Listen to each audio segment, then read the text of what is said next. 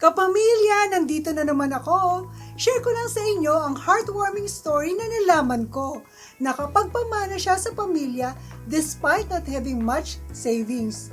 Siya si Juan, nagtatrabaho siya para mabigyan ng maayos na buhay ang kanyang pamilya. Madalas na nag-aalala si Juan tungkol sa kinabukasan ng kanyang asawa at ng dalawang anak. Ngunit sa kabila ng kanyang pagsusumikap, hindi siya nakapag-ipon. Maring nagtataka kayo, paano siya nakapagpamana? Konti lang ang pera niya. Ganito kasi yon. One day, a friend shared with him the benefits of having a life insurance. Nung una, skeptical pa siya, but eventually, na-realize niya na life insurance could be a way to secure his family's future.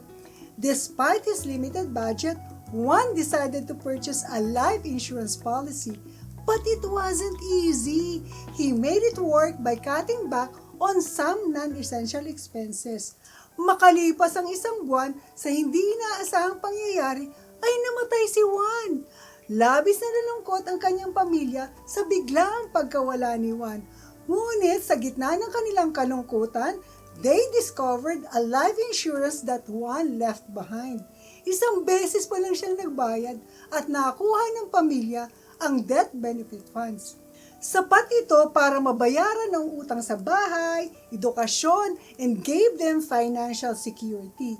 Juan's story is a powerful reminder that you don't need to have a lot of money to leave a meaningful legacy. Ito po si Gina Christie, handang tumulong para mapaghandaan ang inyong pamana sa inyong mahal sa buhay.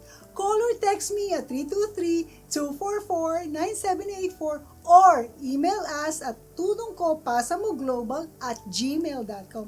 Until next time, kapamilya!